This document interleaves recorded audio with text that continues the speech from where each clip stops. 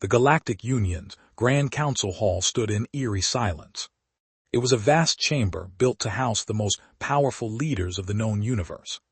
But one seat had always remained empty. It was a seat reserved for a species long erased from history, a species the Union had once feared. Now, as the Council gathered in urgent session, that seat still remained unfilled. But its absence carried a weight heavier than ever before. The crisis had reached its peak. Worlds burned, fleets shattered.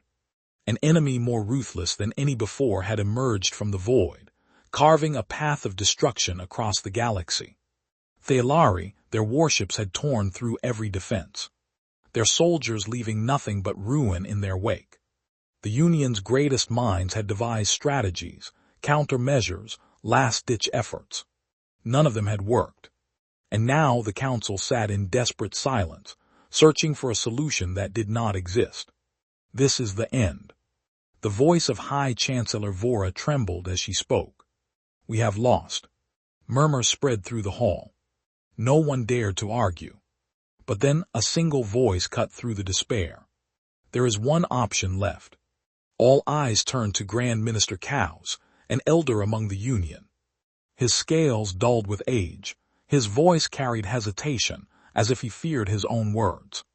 Vora narrowed her eyes. There is no fleet strong enough. No weapon powerful enough to stop them. What are you suggesting? Cowes inhaled slowly. A call for aid. Laughter erupted from some members of the Council. Others scoffed in disbelief. A call for aid. Barked at Xandir General, to whom we have already pleaded with every known civilization. No one dares to stand against theory. Cowes closed his eyes. Not every civilization. Silence returned. A cold chill filled the chamber. No, Vora said, shaking her head. That is not an option. Cowes opened his eyes, his gaze sharp. Would you rather extinction? Vora's mandibles clenched, but she said nothing. They were erased for a reason. Another council member muttered. We cannot bring them back. They were erased because we feared them, Kais countered. Because we could not control them. Another long silence. Vora's voice was barely a whisper. Humans. The name itself seemed to make the air in the chamber grow heavier. Long ago, humans had been part of the Galactic Union, but they had never been like the others. They thought differently, fought differently. They did not obey. And when their presence became too unsettling, the Council made a decision. They were erased from records, disconnected from galactic society, forgotten. Or so the Union had thought. If they are still out there, Cowes continued, they may be our only hope. Vora exhaled slowly. And if they are not, Cowes did not answer because deep down they all knew the truth. If humanity was gone, the Union was doomed. The chamber fell into heated debate, arguments rising and falling. But in the end, the choice was clear. A transmission was sent. A final desperate message across the void. An ancient relay station. One thought abandoned. Flickered to life. And then a response came. A human voice. The transmission had been sent into the void. A desperate call thrown into the unknown. And against all expectations, someone had answered. The Grand Council chamber was deathly silent as the message played. A voice, deep and calm, filled the room. You finally remembered us. The council members exchanged uneasy glances. There was no name, no identification, just a voice that carried a weight of something ancient and dangerous. Vora's mandibles clicked together nervously. Who? Who are we speaking to? A brief pause. Then the voice responded. Someone who remembers. Cowes leaned forward. Are you human? A soft chuckle. And if I am? Vora's grip tightened on the edge of her seat. The Galactic Union is under attack. We seek your aid. Another silence. Then you seek our aid. The voice repeated slowly. After everything. A few council members shifted uncomfortably. The human continued. You cast us out. Wiped our existence from history. Banished us from your sight. Cowes inhaled sharply. That is true. and now when your empires burn, when your fleets crumble, you call for us. No one dared to speak. A quiet hum filled the transmission. It was not static. It was thinking, considering. Finally, the voice spoke again. Very well. Cows blinked. You will help us. The response was almost amused. I never said that. Vora's heart pounded in her chest. Then what do you mean? I mean, the voice said, that I want to see it for myself. A new set of coordinates appeared on the transmission display. Meet me here, the voice instructed. Come alone. No fleets, no tricks. Vora hesitated. And if we don't, then you already have your answer. The transmission cut off. For several long moments, the council sat in stunned silence. Then an uproar. This is madness, shouted Alexander General. We cannot trust them. It could be a trap, another council member added. Cows stood. What choice do we have? Vora's eyes remained fixed on the darkened screen where the transmission had played. I will go. The room fell into silence. Cows turned to her. Chancellor, you can't. I will go, she repeated firmly. I sent the call. I will answer it. The coordinates were set. A lone vessel was prepared.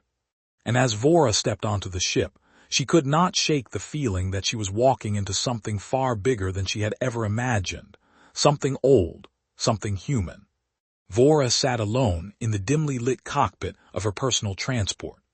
The stars outside stretched endlessly, a silent void that had swallowed countless civilizations before hers. She had traveled far beyond the borders of the Galactic Union to a place no official records acknowledged. The coordinates led to an uncharted system orbiting a dying red star. As her ship neared the location, her sensors registered a single object, an ancient space station floating in the void. It was massive, far larger than anything the Union had built. Yet its surface was scared, weathered by time. She hesitated before sending out a signal. This is Chancellor Vora of the Galactic Union. I have come as requested. Silence, then a reply. The same calm, heavy voice. Dock at the main hangar. Vora's mandibles tightened. No security checks. No weapon scans. Whoever this was, they either trusted her completely or they didn't see her as a threat. The docking process was smooth. As her ship settled into the hangar, she saw no welcoming party, no guards, just the faint hum of life support systems keeping this forgotten station alive. She stepped out, her claws clicking against the metal floor. A single figure stood at the far end of the hangar, waiting. Human. Vora had seen images of their kind in ancient records. Always grainy, always distant, as if even the recordings had tried to forget them. But this one was different. Tall, broad-shouldered, clad in a long, dark coat that looked older than the station itself. His face was lined with years of experience.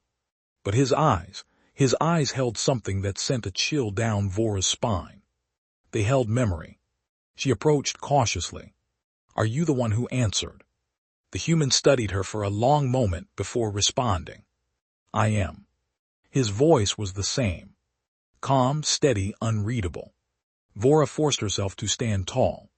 Then tell me, will you help us? A small, humorless smile played at the corner of his lips. That depends. She exhaled sharply. On what? He stepped closer, his presence alone making the room feel smaller on whether you deserve to be saved. Vora's heart pounded. We are at war. Our people are dying. If you, the human, raised a hand, silencing her. I know he turned, walking toward the hangar's exit. Come with me, he said. I want to show you something. Hesitation flickered in her mind. But she had come this far. She followed. The station was old. Its halls lined with markings she didn't recognize. Symbols of a forgotten era. As they walked, the human spoke. Your kind abandoned us long ago, he said. Banished us to the void. You called us dangerous, unpredictable, a threat to the balance of the galaxy. Vora swallowed. That was before my time. I had no part in it. He stopped suddenly, turning to face her. And yet here you are, asking for our help. She held his gaze. Because we have no choice. The human studied her, then nodded as if he had expected that answer. They reached a massive viewing window. Beyond it, floating in the darkness, was something that made Vora's breath catch in her throat. Ships. Not just any ships. Human warships. Hundreds of them. Silent, waiting. Their dark hulls bore no insignia, no allegiance, only scars from battles long past. They had been here for centuries, hidden, forgotten, yet still ready. Vora's voice barely came out. You still have a fleet. The human turned to look at her, his expression unreadable.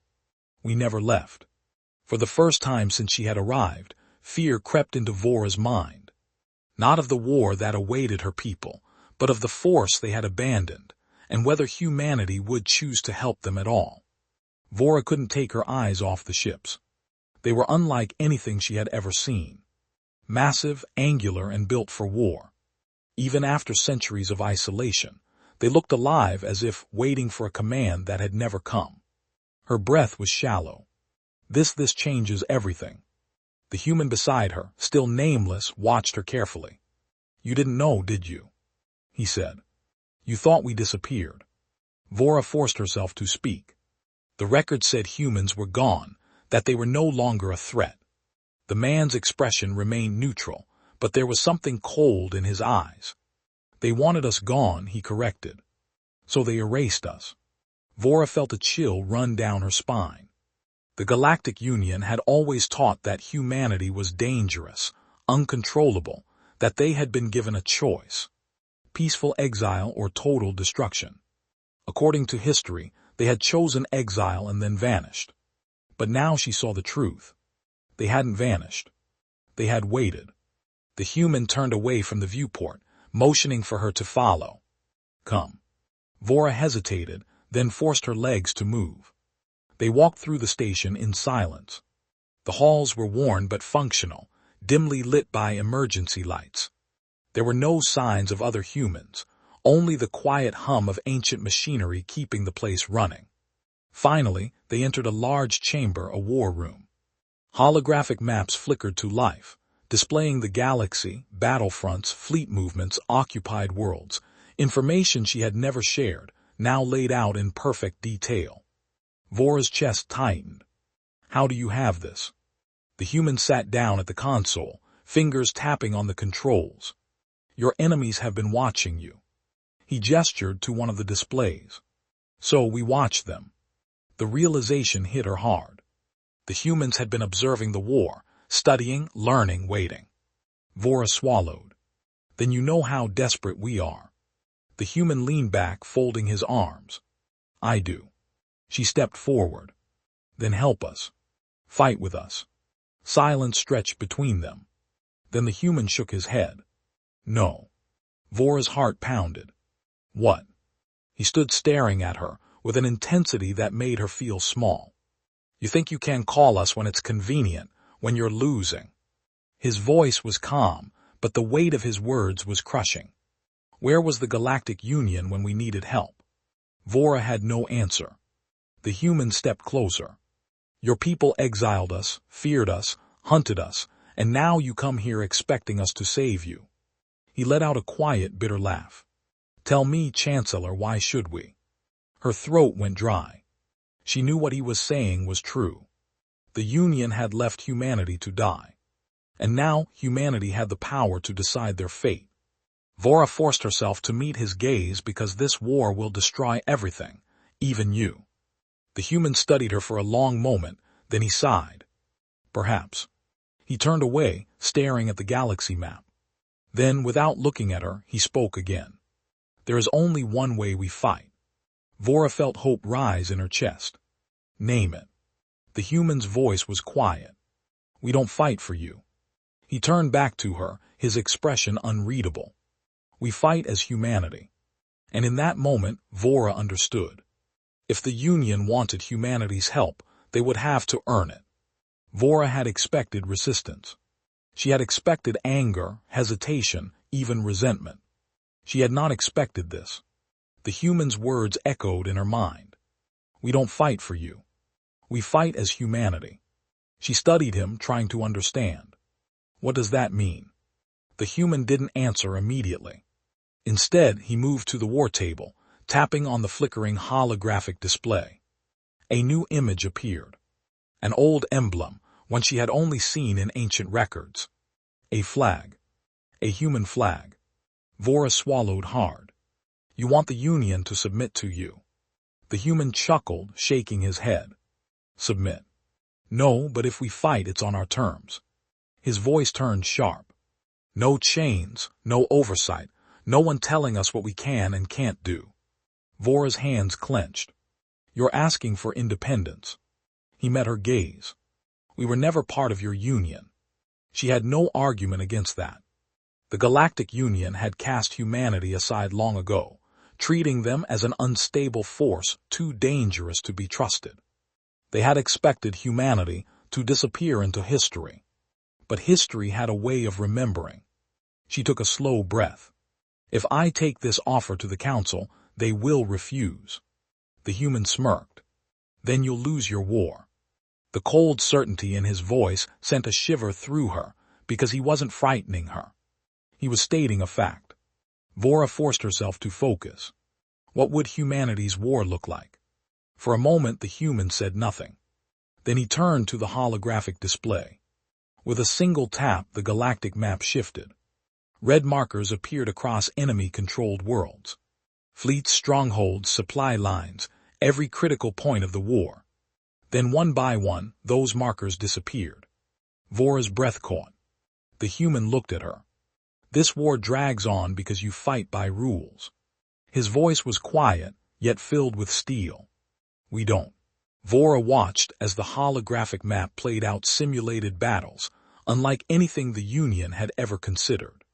Sudden, precise, brutal, not invasions, eliminations, stealth assaults deep in enemy space, infrastructure crippled before reinforcements could even be called.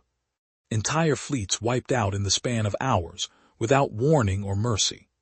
A war fought not for control. A war fought for victory. Vora exhaled slowly. You could really do this. The human leaned forward. We already have plans. Her mind raced. The Union had been fighting this war for years, struggling to hold the line, losing more than they gained. But humanity had been waiting. Vora straightened. If I take this offer to the Council, they must know what it means. The human nodded. If they agree, humanity fights as an independent power, not as soldiers of the Union, but as our own force. He paused. And when the war is over, we owe you nothing. Vora hesitated. The Council would never accept this. But if she refused, they would lose. She took a deep breath. I will deliver your terms.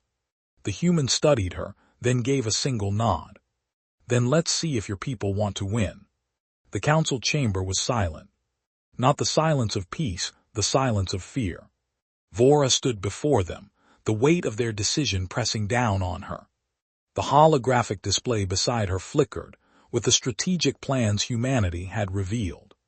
Each red marker, the locations of enemy strongholds, fleet formations, hidden supply depots vanish one by one as the simulated human strikes played out. Total devastation, no prolonged battles, no drawn-out campaigns, just swift, overwhelming annihilation. She turned to the Council members. You have seen what they can do. No one spoke. Some of them couldn't even meet her eyes. The Supreme Speaker, a frail but sharp-eyed being from the Velterary species, finally broke the silence. These humans, they would destroy everything. Vora hesitated, then nodded. Yes, they will fight as they always have, with no hesitation, with no mercy. The speaker's mouth tightened, and they demand complete autonomy. Another council member, a reptilian Iskar, hissed in frustration. They are war-mongers. They want to be let loose. And once the war is over, how do we stop them? A murmur of agreement swept through the chamber. Vora's jaw clenched. You don't. Silence, she continued, voice steady. That's the price. We cast them aside centuries ago. Left them to survive on the fringes of known space. And they did alone. She took a step forward. Now we face extinction. We have begged. We have pleaded. We have thrown everything we have into this war, and we are still losing. Her voice turned sharp. But humans, they win. A heavy silence followed. Then another counselor, old and weary, whispered, and if we refuse, Vora's gaze swept across them, then prepare for surrender. Because without them, we have nothing left. The council chamber descended into chaos. Some shouted that humanity was a greater threat than their enemy. Others argued that they had no choice. Voices rose in heated debate, accusations thrown back and forth. But Vora already knew the truth. The council had lost this war. Humanity would win it. And in doing so, they would change everything. The council's decision had been made. A message was sent, and humanity answered. The fleet arrived without warning. No grand declarations, no diplomatic gestures, just warships, massive, silent, and bristling with weapons unlike anything the Galactic Union had ever seen. Vora stood on the command deck of the Union's flagship, staring at the display as human vessels phased into real space. The sheer precision of their formation was terrifying. Every ship locked into position, as if they had rehearsed this 1,000 times. They had the main view screen flickered to life. A single human stood before them clad in an unmarked black uniform. No medals, no insignias, only cold, calculating eyes. This war ends now, the human said. The Supreme Speaker hesitated. You know what we face. We know, the human interrupted. And we don't care about your politics, your treaties, your fears. His gaze swept over them. We were given one condition. Total operational control. You agreed. That means you don't question our methods. Vora's stomach twisted. This was what she had fought for, what she had argued for. But now, staring at them, she understood. Humans did not fight wars. They ended them. The Supreme Speaker swallowed. What do you require? The human's expression remained unreadable.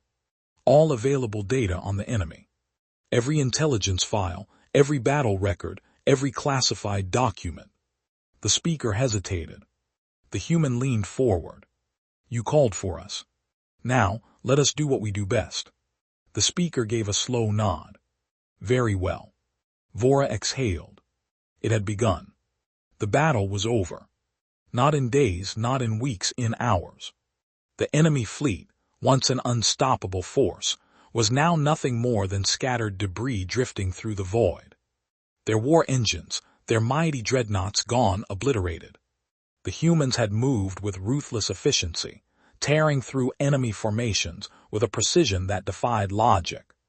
Vora stood among the surviving Union leaders on the command deck, her hands trembling.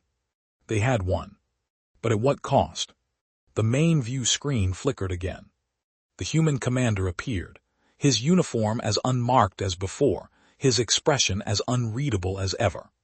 It's done, he said simply. The Supreme Speaker took a cautious breath. On behalf of the Galactic Union, we, the human, raised a hand. Spare us the gratitude. His voice was cold. Final. You called us when you had no other options. We answered. Now we're done. Vora stepped forward. But the Union will need to rebuild. We need allies. The human's gaze locked onto her, and she felt the weight of centuries in his stare. We are not your allies. Silence filled the chamber. The speaker's voice wavered. Then what are you? The human exhaled, shaking his head. A warning. Without another word, the transmission cut off. Moments later, the human fleet disappeared, vanishing into the void as if they had never been there at all. And in their absence, a single truth remained. The seat at the Galactic Union's table, the one meant for humanity, would remain forever.